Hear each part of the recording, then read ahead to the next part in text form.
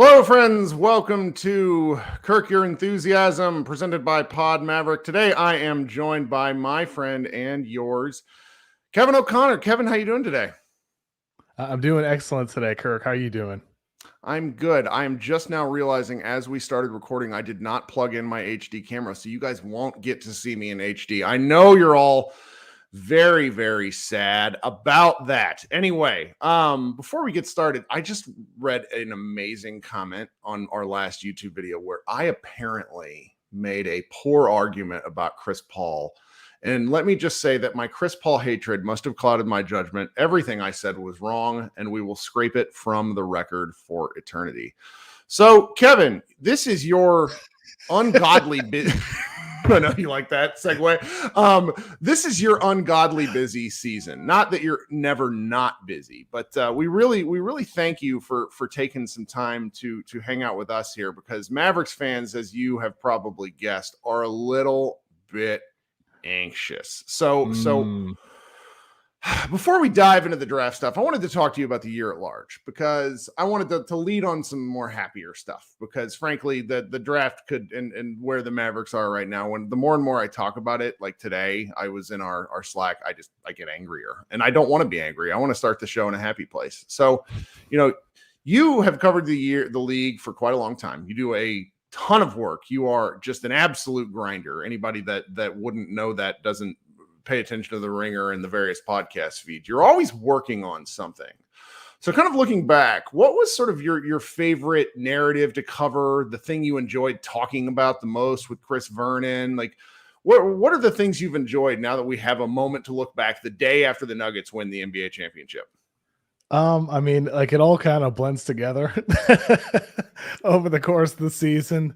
But like the highlight of my week all the time is doing the mismatch with Chris Vernon. That's been ever since I got hired by the Ringer in 2016, our first year doing that. It's our I cannot believe season. You've done it for 7 years. Yeah, 7 years. I know. It's unbelievable that like we've been at this so long, and hopefully many more years to come. And that's the highlight of my week every Tuesday and Friday, or Monday and Thursday night, depending on when we record, talking basketball with Chris Vernon. But I enjoy everything I do. I love the draft stuff. That's a real pleasure to do. I've been doing that now for 10 years, even before the Ringer. And writing's fun, podcasting's fun, going on with Bill Simmons, getting those texts the morning of a pod recording. Hey, you get 30 minutes to come on tonight. That's always exciting. I love when that happens. So I love everything I do, but the highlight, the week to week, the stable thing week to week, the mismatch, I always look forward to that every single week, twice a week. Well, it's incredible, because the kind of content you and Chris Vernon do, the live shows you guys did this year, you guys do so much work. When you had talked about how he sang some things to you, I had forgotten that happened entirely. Like, that's all just this year. I mean, there's just been so many things that have happened. It really is hard to nail it down. There was that one account, and you shared this today, that like talked about all the different funny things, like laugh out loud funny things that have happened in the year this year. It really is kind of too hard to pin down. So understanding that, though, you do a lot of written work, and your guys' process at the Ringer, because I've talked to some of your colleagues about this, I really think it's interesting. You guys have like partner editors that you do things back and forth with, and it seems like you guys have a really good process. The sort of thing that I envy at Mavs Moneyball, because like we don't have the time. When somebody turns something in, I'm either like, this is good, this is bad, there's no feedback. With that in mind, what was sort of your favorite written story that you worked on this year? Let me try to remember what I've done. I mean, I think, I know. Early in the year, it was like even before the season started, or like the week after the season started, my feature on Daryl Morey. Okay, I remember that one. That was a good one. The feature I wrote on him, because like some of the stories that were in there was the type of stuff where some people look at that as admirable qualities about Daryl and what makes him who he is. Other people thought he was a prick. I mean, and like there's so many feature stories that are written that are puff pieces and, written to make people look in a positive light. But I was happy with how that came out, because like I've been on that side of things where people are nagging at you saying, oh, they got to do this, got to do that. Hey, you want this story? You want that story? But it was really fulfilling to do something where I thought it painted a very clear, honest picture about who the figure was, and people can feel however way they want to about it. Like for me personally, I felt like some growth as a feature writer, because I primarily do like analysis and thoughts and columns and stuff like that. So to write a feature article like that, I was very happy with how it went earlier this season, and I hope to be able to do more of them. Even though if somebody wants a feature article written, maybe they won't want it written after. It's so tough. You and I've talked about this offline, like the way content, I hate to use the word content, but just the way the things we make, written, podcast, video, whatever you want to talk about, everything has a shelf life. And so it's about the volume of work you put in versus what you get out of it and what your bosses get out of it, to be quite frank. So I still think it's pretty cool that the Ringer lets you guys do some of the in-depth work, because like my site, like we're quick hit, bam, bam, bam. Like we do some better stuff every now and again. We have some really good writers, but it's hard because you just don't see the payoff, and everything is so generated by a lot of traffic is still generated by search. So I really like all these long-term, these deeper articles you guys write. One Maury story that I really enjoy. 11, I guess it's 12 years now. 12 years ago, our mutual friend Jason Gallagher wrote a thing called Lockout the Musical. Yep. Daryl Morey sought him out and took him out to lunch to talk about it, because Morey likes musical theater, he's just such an interesting guy. I mean, compared to so many GMs who are just like basketball lifers, I just thought that was kind of an interesting thing. So here's a ridiculous question. It might not seem so ridiculous, but I just have to ask it. Do you still like covering basketball? I love it. I very much love the covering basketball. I mean, more than anything else, I like creating. I like making stuff and having an idea and seeing that idea become a reality. That's like what I get off on the most when it comes to, the career that I have. And basketball being a sport that I've loved my entire life since I was, 7, 8, 9 years old or whatever. The fact that I'm able to be creative inside this whole basketball NBA ecosystem is, it's beyond whatever I ever could have dreamed of when I was a kid, or even when I was like a young adult. It wasn't until I was like 21, 22, 23 that like I kind of saw what was in front of me, Yep. So I very much still enjoy it. I don't feel jaded at all. I don't feel tired at all, despite, how busy I am. I very much enjoy what I do. I take pleasure. There was a moment earlier in the season where like my mom, she said to me, she's like, she's living in LA now. I said I had to do something. She's like, Kevin, you work so hard. Mm-hmm. Take a night off. And she kind of like stopped herself in the middle of that. And she says, I know you enjoy it. And like, she just like left it at that. And yeah, I do. I very much enjoy it. Yeah, you touched, and that's why I wanted to ask. And, of course you could be lying, but guys, trust me, Kevin's not lying. So otherwise he wouldn't be doing the volume of work that he's doing, where you see people and my friend Matt Moore actually berated me yesterday, where he said, stop acting like you just do this, as a part-timer. He's like, you do this professionally. It's your second job. He's right about that, but I still can't really place myself in the classification of people who do work all day. But then, out in the field, you just see people who, particularly it just comes across in the way they make their work, where it's like, they're not enjoying the game right now, or they're not enjoying. And so in that part can be a little bit of a struggle. So that's why I wanted to touch on that. Before I get to, so I had 3 sets of questions that I sent Kevin the questions. He probably didn't read them, which is for the best. I did not see them. They were in the calendar invite. It's fantastic. Before we get to the next set of questions, I should have told you that. It's fine. Like that's all good. No worries. I want to remind everybody who's in here in the stream and listening on podcast and then watching on the video later, if you could go hit that subscribe button, that would be absolutely fantastic. It would be very helpful to me. If you could subscribe to Pod Maverick, that would be a big deal to me. I would really appreciate it. The second thing, for the 65 of you who are in here right now, which is not that many, I know we get more during the season. This is sort of the nature of these things. If you could do me a favor and go and like that stream, that's how we get it can pop in other people's searches. It's just very helpful to me. So I'd really appreciate it if you took the time to like the stream and subscribe to the show. Okay, coming back to we're gonna work around the draft stuff, guys. You don't get the main course for the Dallas Mavericks right up front. We talk about other things. We're gonna hook, bring them in. You mentioned that I first came across your work when you were doing more draft stuff before you were doing NBA coverage at large. Now I know you have to kind of get into the draft piecemeal because you're doing all sorts of other work throughout the year. As you've gotten more and more into your draft work this year, which prospect has surprised you as like the one that's become, a Kevin O'Connor guy, so to speak? I think over the draft process, I guess the guy who kind of came on early for me was Taylor Hendricks, out of UCF, and that's a guy obviously Mavs fans like a lot at number 10. That was more so like earlier in the year in December. He was my guy. He stayed my guy over the course of the season. Kobe Buffkin out of Michigan. That's somebody at the start of the season where it's like, okay, I mean, he struggled as a freshman. He started the year looking better with Michigan as a sophomore. But all eyes are largely on his teammate earlier in the season, Jet Howard, not on Buffkin. But the more you watch Howard, the more impressed you come away with Buffkin. And now Buffkin, I have ahead of Howard on my rankings. And I think, watching these playoffs, like you think about who are the players that could fit on Denver, who could fit on Miami.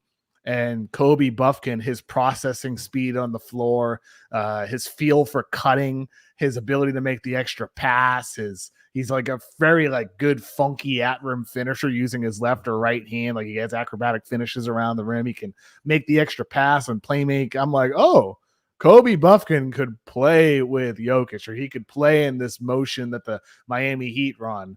I think he's the type of guy who I like him a lot. I have him 14 on my board at the moment on the draft guide, and possibly could end up even higher on him at that point. It wouldn't surprise me one bit if he ends up higher than some players ahead of him drafted when we redraft 5-10 years from now. Ooh, that's an interesting one. I've kind of, there's about like a 7-guy range that I'm keeping my eye on, and I've not done enough. And partially this is just because I don't want to fall in love. It's really painful when you fall in love with a guy like Desmond Bane, for example, only to see your team pass on him and pass on him and pass on him and for him to fall to the perfect fit with the Memphis Grizzlies. That absolutely kills me. That's a good one. I'm gonna have to do some more work into Kobe Buffkin.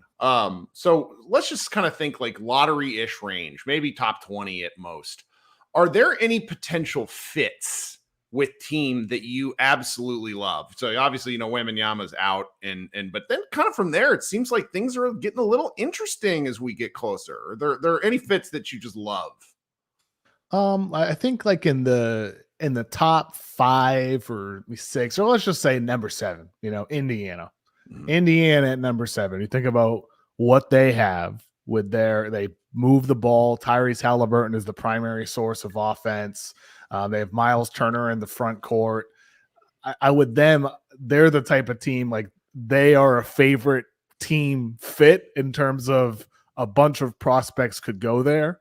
Like I think they're a good fit for one of the Thompson twins, because those guys love to play off ball. They can keep the ball moving. They could have great chemistry with Tyrese Halliburton, who's a great cutter himself. Jarris Walker could add some beef in that front court, some toughness next to Miles Turner. He could play some small ball 5 or play the 4 next to him. Like the Pacers are my favorite kind of team to match multiple different players to. I hate giving Rick Carlisle good players. Like giving Rick Carlisle, he's just such an adaptive coach. Giving him good players upsets me because the Mavericks didn't give him enough good players for a real long time. For sure. And that's like the interesting thing for Dallas at 10 now, right?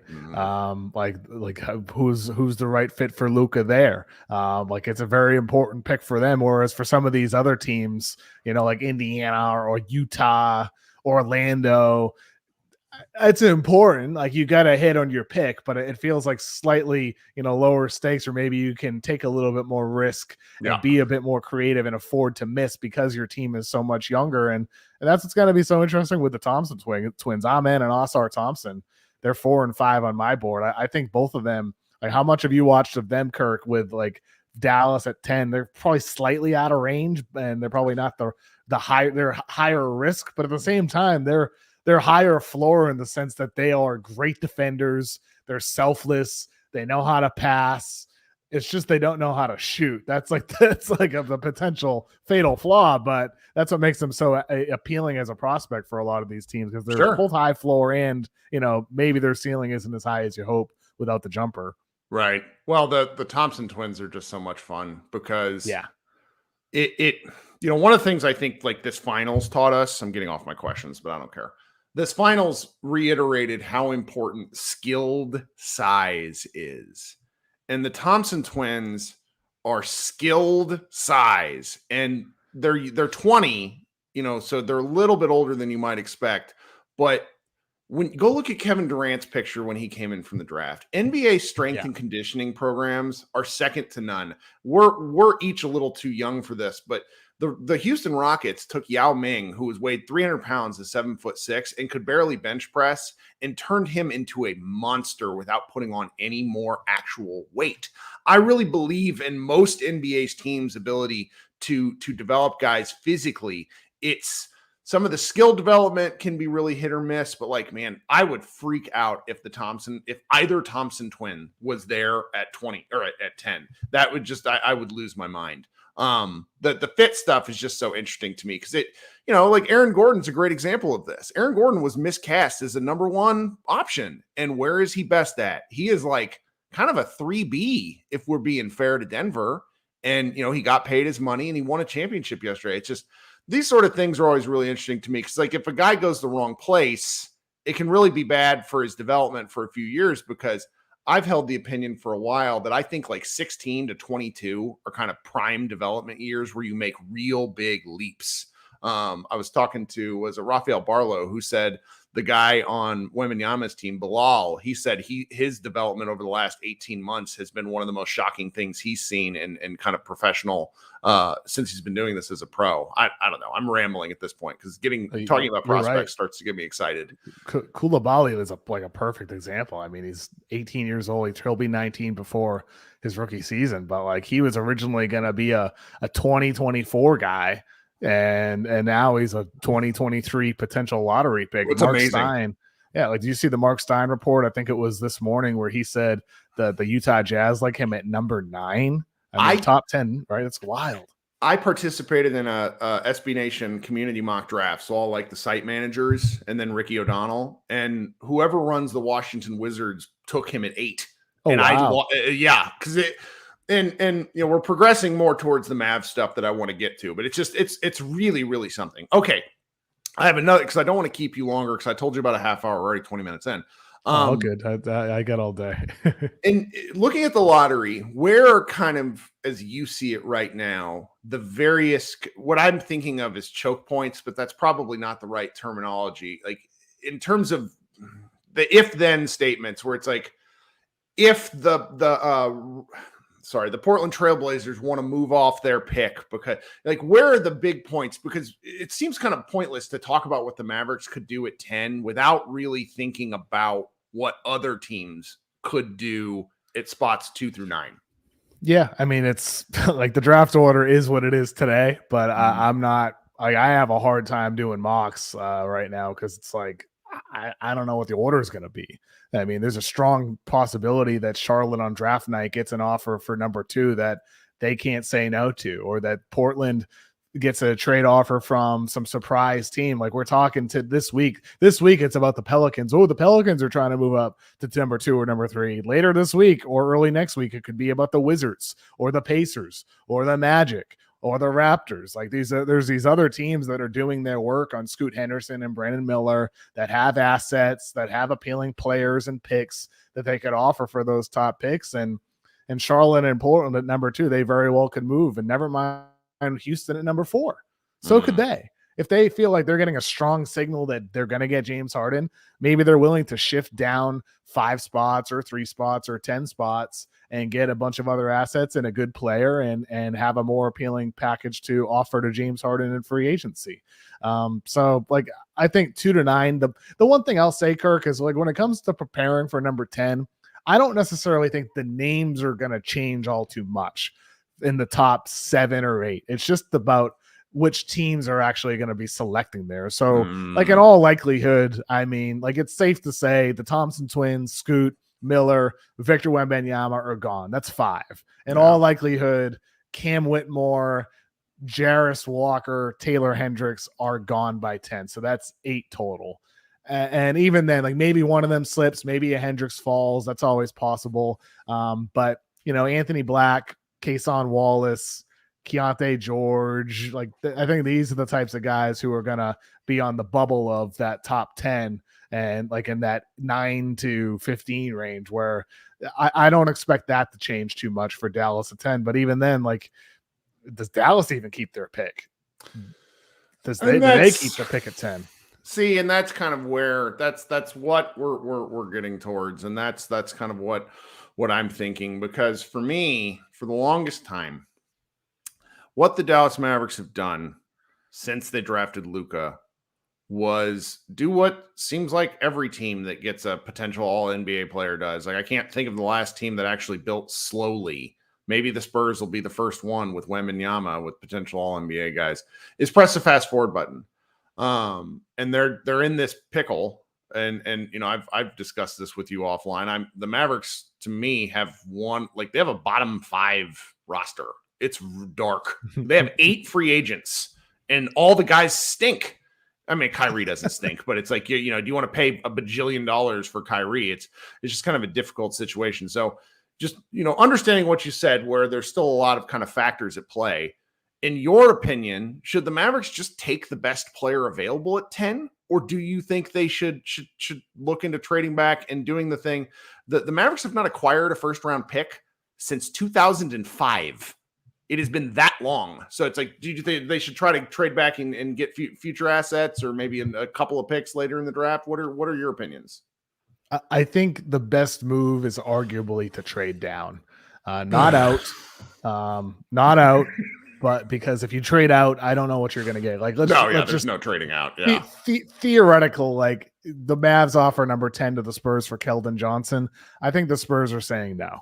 I also hate that. Like, what does Keldon Johnson do for the Mavericks at $20 million a year? Yes, 100% right. Like, we're on the same page there. So, like, what if Utah calls and offers 16 and 28 to move up to 10? Again, the other side of that Mark Stein report. Mark Stein said at number 9 they like Coulibaly, and then they want to trade up to get Keontae George, a guard out of Baylor. If that's accurate, if that's true, if you can get 16 and 28, you can get a player at 16 of pretty close to equal value at that you can at 10 at 16. And then at 28, this year's draft class, I think in that 25-ish to 45-ish range, there's a lot of good NBA ready talent that can contribute early on in their careers. Like we just saw in the finals with Christian Brown, he's being a contributor after a freshman year at Kansas. I think there's a heck of a lot of upperclassmen or sophomores in that range, like Colby Jones, Omax Prosper, guys like that. Maybe a Derek Whitehead out of Duke could slip. He was a top prospect in high injury school. Concerns, right? He does. He's had 2 foot surgeries. But I just think there's a lot of guys. Noah Clowney. I love Noah Clowney out of Alabama. Versatile center, can space the floor, but primarily like he's about defense and versatility and toughness. And I know like if the Mavs are, you feel urgency to build around Luka and to win now. But in this new era of the collective bargaining agreement, it's also very important to have rookie contributors. And I think I'm having a hard time with my rankings trying to account for that, because I think that should arguably increase the value of these NBA ready upperclassmen, even if they have lower ceilings than some of the quote unquote risks. Like a Jet Howard is 19 years old. He's raw. Maybe he ends up better in year 4, year 5 of his career. But if you can get, I don't know, like I mentioned Colby Jones out of Xavier, who's older and probably has less of a ceiling, that there's arguably more value when that guy's on a rookie deal making $2-3 million before he gets paid. So I think the new CBA, like that needs to be factored in here when it comes to where these guys stack up and what player value actually means. But it's hard to look ahead. I don't know. I mean, this happened in the NFL when they did their last big collective bargaining agreement, where all of a sudden teams got like drastically younger.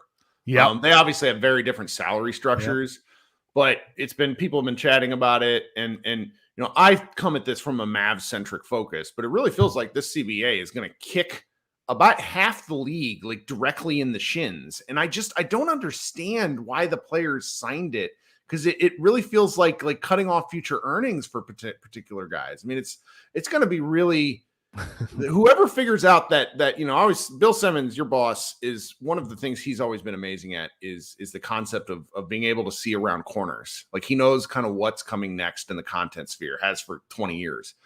Whoever figures out the next CBA early is going to have the most, let's just say, a leg up on the race for championships for the next several years.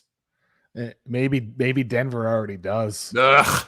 Trading that future first round draft pick. Such a good pick. In the finals, right? They win the finals and make a great trade. It's ridiculous. I know. I mean, because like they're in that range. I just said 25 to 45 or so. Like now they have 37 and 40, and they're gonna have to lose somebody next summer in all likelihood.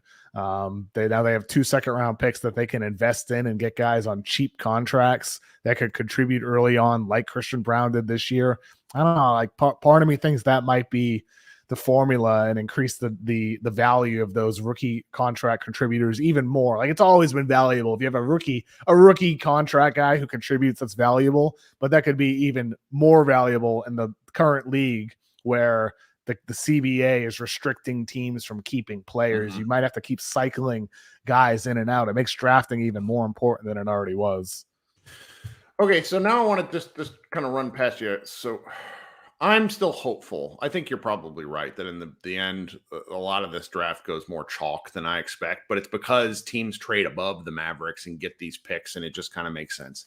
But, if a Hendricks or a Walker or are there at 10, should the Mavericks just pull the trigger? Like, do either of those guys sort of fix? Like, Hendricks has been the guy that our site, Mavs Moneyball, has latched onto just as a plug and play, can help them in so many areas immediately. Are we overstating kind of like what he could do, or do you think he'd actually be a good fit? I think he'd be perfect. I love Taylor Hendricks, the defensive versatility, the toughness, he can protect the rim a bit as a weak side help guy. He can switch onto the perimeter. And I mean, he's not going to be necessarily a guard stopper, but you can at least comfortably switch him onto those situations on guards and wings. He's offensively, he's like 39, 40% 3-point shooter. With Luka, I'd imagine scenarios where he's used as a ball screener and forcing mismatches. He can, slip out of those pick and rolls for pick and pop threes, or he can roll down the lane. Like in high school, if you pull up like Hendricks playing in college his freshman year and then pull up the stuff that he did in high school, he pretty much played center in high school. And I could just see him being like a versatile piece for Luka on offense, like a great flank as a weapon for him. And then defensively, I think he's ready to contribute right away. A bit more than Jarris Walker. I like the Hendricks fit for Dallas more than Walker. Two similar types of players, but either of them would make a heck of a lot of sense for the Mavericks at number 10 if they end up falling there. More so than a lot of the other guys that are going to be available. If it's not Walker or Hendricks, I mean, I'd really be feeling like I want to trade down if it's not one of them at 10. See, and I guess I get that. And you and I briefly touched on this offline the other day. I am Anthony Black obsessive for very partisan reasons. My commenter earlier who got mad at me about my Chris Paul, whatever stupid thing I said he's just like, you're Anthony Black homerism. I understand it now. I just believe in the work because Black, is such, you just don't see that many multi-sport athletes anymore. I just think the guy has a lot of room to grow. And frankly, I want more guys that can dribble on the Mavericks because I don't want Luka to always have the ball. That's my thing. It's like, I've been thinking a lot the past 2 days about the James Harden of it all in terms of how he played and did he maximize what you can do in kind of ISO heavy ball. And I think maybe the answer is yes. So I just saw what the Mavericks did to get the conference finals where they had multiple ball handlers, which is why I think Black is somebody I would be interested in. I heard a couple of us, Dalton Trigg of DallasBasketball.com actually reported this, but I heard through a couple of sources that Black, the Mavericks really liked Anthony Black's workout because Anthony Black is a big defensive guard who can't shoot. Does that sound like anybody in particular? Maybe a certain Mavericks head coach. So I don't know. I'm just oh God. Right, because it's like he would be a guy kid would love. like just on its face. And like, honestly, that has to factor into where I think about these picks, because Lively has been a guy that's been thrown around that the Mavericks should maybe want. I don't think the Mavericks play Lively, because being a big in the NBA defensively is much more complex than being a guard. You have more responsibilities at first, more to learn. I don't know. I'm all over the map at this point. But Black would be very interesting with Luka. I wonder with Luka, as he's training overseas right now, getting himself into shape and all that. I wonder if he's keeping it. Yeah, right. I wonder if he's keeping an eye on the finals here and watching his good buddy Nikola Jokic and seeing, oh, actually, the key to winning a championship isn't me doing my best James Harden impression. I actually have to give the ball up and share more. And that would require having more teammates, because that's the one thing about Brunson. Like, we saw the flashes of what could happen when he was sharing the ball more often. But even then, Luka still didn't fully embrace it.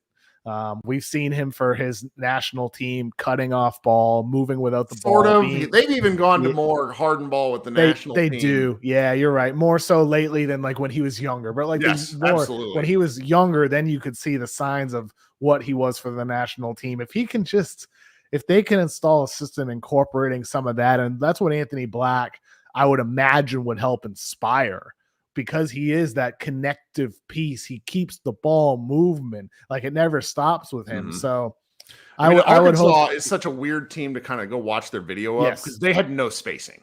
So you consider a team, like, no matter where Black goes in the NBA, he's going to have more space. And I just sort of, granted, I don't think he's there at 10. And if he is, I think you might be right that things go awry. I just, those range of guys are the ones that I'm really interested in. Now, before I let you go, there's a couple more players on the Mavericks roster that I'm sort of curious for your take on. Josh Green, who for the longest time I was convinced wasn't an NBA player. He had a 2020 draft will go down as one of the weirdest ones in NBA history. It's kind of like the 2000 draft. So it's less about Green and more about the process. And then there is Jaden Hardy. Do you have any sort of particular feelings on either of those players? Because the Mavericks fan base, when it was briefly assumed that maybe LeBron James might be interested in coming to the Mavericks, I had Mavs fans being like, no, we cannot trade Josh Green and Jaden Hardy. And I thought I was going to die. So I'm very curious if you have strong opinions on either of those players. I really like Jaden Hardy. I mean, for the Mavs to get him at 37, that was a worthy gamble and upside pick. And we saw the flashes last year with what he could do as a scorer in both the G League and then, the chances he got with the Mavericks. So I like Hardy a lot. I hope they keep him. I hope they continue investing in him moving forward. And then with, Green, like we saw the ups and downs with him. Obviously he stunk his first 2 years, but his third year with the Mavs, pretty good. I mean, he shot the ball well. Real good. Flying around on defense. He looked like a guy that could be a contributor. Obviously, it fell off at the end of the year, and he did not contribute at all in the playoffs. He struggled a lot.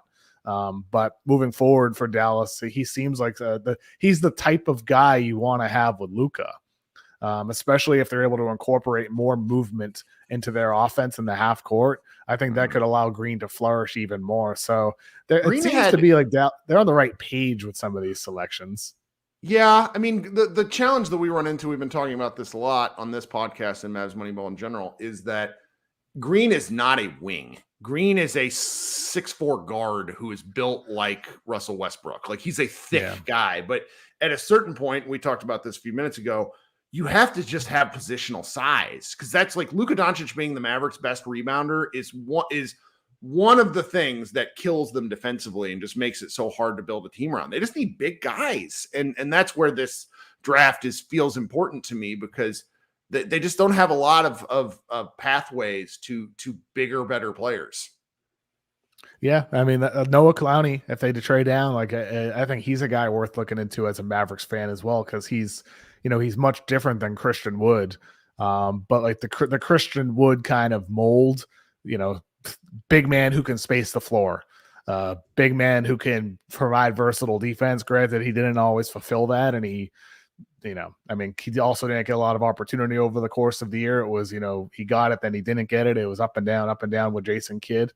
I think Noah Clowney would be like kind of the inverted version of Christian Wood, in the sense that with Christian Wood, he was inconsistent. Noah Clowney is consistent. He is stable. Okay. You know you're going to get effort from him on a night in, night out basis on the defensive end. So Clowney makes sense in that mold for them. But obviously, a rookie big is not the only answer. Dallas needs a lot more than that. No. But I think getting two, if they can trade down from 10 and get 2 or 3 rookies in the 25 to 45 range, to me, that would be a win for Dallas to build this roster out. And I just don't know if Luka would be happy with, having all that youth on the roster. And I don't know if Jason Kidd will want to play all those guys, but probably I think the Luka question is really important. And, to our Slovenian fans, and what I'm about to say will make you furious. I think by catering to what Luka wants, you inevitably piss Luka off. Sometimes this is what's happened in Portland with Dame. We don't talk about it enough because Dame's so loyal, even though he talks about wanting to go to another city every time he's asked. Every time you put a microphone in his face, he's like, really "Oh, Miami, my boys, God." Fucking, but I don't want to leave. I don't want to leave now. NBA narratives. But with Luka, I think to a certain degree, you just may need to say, "This is what we need to do." And the 2020 draft in hindsight is very difficult for me because they had 3 bites at the apple, only one worked out. But 2020 draft, as we talked about a second ago, is really, really it's weird. And sometimes weird things happen and you just kind of got to go with what your gut is. I mean, the odd part about the Mavericks in the draft, going back to Luka, so 2018, before 2018, the Mavericks didn't care about the draft because they had a guy named Dirk Nowitzki, and there was no reason. You constantly mortgage your future because you have a Hall of Fame caliber player on your roster. Obviously, Luka is too, but you have him under contract for a couple of years. So I just think that what they've done in the draft when they've actually focused on it and didn't have, 2020, we know for a fact that Donnie Nelson threw a fit and Haralabos Voulgaris had to make the picks. He said so on record. But Luka, Brunson, pretty good draft. Josh Green's worked out, maybe not the finest pick, but not bad. But then now you got like Jaden Hardy. So it's trust your process, trust your scouting, trust your instincts, and maybe don't worry so much about what could happen and just go get guys who you are confident in. I mean, the Mavericks taught Dorian Finney-Smith how to shoot. Luka gave him enough space to shoot, but I don't know. I oddly believe in the Mavericks development. I believe I have lots of criticisms for Jason Kidd, but what they did with Jaden Hardy last year was one of the team's success stories. He was rough coming into the draft. That's why he fell to 37. It's just something I wish they believed in their process more is all. I think you're right on, honestly. I think you got to tell Luka, hey, this is what's going to lead to a championship with you here in Dallas.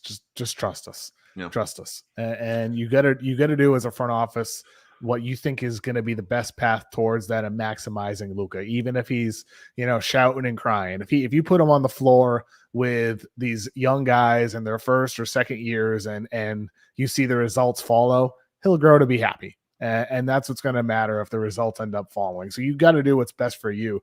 Otherwise, that's when you end up making these short-term mistakes. That's what the Lakers did in getting Russell Westbrook, trying to appease LeBron James and listening to him, dealing future assets to make the most of that time. So I think for Dallas, they need to be cautious there and not make a rash trade with the hopes of just keeping Luka happy. Well, Kevin, I kept you up for 7-10 minutes more than I intended to, but I'm very grateful for your willingness to hang out with us. I promise not to bug you to come on my show for at least a year to 18 months. But in basketball time, sometimes all of a sudden it's, sometimes the slog of the season feels like the year is never going to end. And then all of a sudden basketball will be here with us again. So Kevin, we can find you on multiple places on the Ringer Network. I apologize. What is the name of your new show that you're doing with FanDuel? We got the new show on FanDuel TV is called Beyond the Arc, and that could be found on Tuesdays and Thursdays on FanDuel TV, or you can watch an extended video podcast version on the Spotify app under the Ringer TV podcast feed, which is very confusing. That. It was really confusing when all of a sudden there was a video of you going on my Spotify. The Spotify video thing, there's just certain levels of content I've determined I'm too old for that I'm just because they keep changing and adding things. But I've enjoyed all your work, you and your podcast partner Chris Vernon. I remember the first time I heard the show where Verno was still doing real radio voice shtick. And he wasn't being conversational. And I was just like, this ain't going to work. And then within like a week, he had changed completely. And you and he, you know, I've listened to podcasts since I graduated college in like 2006, 2007. And you and he have some of the best chemistry. It's just a delight listening to you. Is there anything you want to plug before you go, or you just want to go take a rest after the finals? I mean, if anybody wants draft content, just check out the Ringers NBA draft guide. Got all my scouting reports and profiles in there. Got an update coming out on Wednesday that'll have a new mock draft, new rankings, new profiles. So yeah, I love doing that and love talking draft with you, man. You don't have to wait 12 to 18 months to ask me again. Appreciate you having me on. Well, you're the man for coming on. We will talk soon, guys. This has been Kirk Henderson and Kevin O'Connor of The Ringer. Please like and subscribe to the YouTube channel, to the podcast feed. Please leave me comments. I do read them, as evidenced by the fact that I opened the show responding to a comment. I very much appreciate people telling me when I'm a moron. It's much nicer than my son and my wife doing it, which happens more than you would think. All right, everybody, have a great rest of your night, and we will talk soon. Go Mavs.